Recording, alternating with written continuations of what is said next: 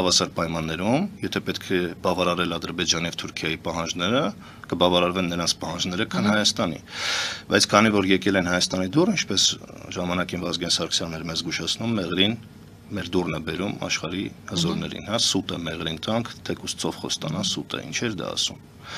Դա հենց այն նույն պատմություններ, որի մասին մենք էլի առիթ ունեցանք խոսալու, Արցախյան ամբողջ կոնֆլիկտի տրամաբանությունը հենց այս միջանցքը ճեղքելն էր։ Արևմտյան ամբողջ մամուլում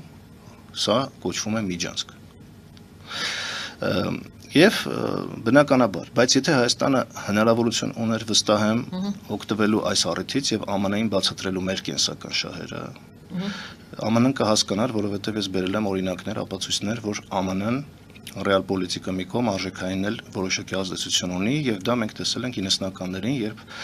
միակ երկիրն էր, ես էլի շեշտել եմ, որ Արցախին ուղիղ ֆինանսական աջակցություն է տրամադրել բյուջեի տողով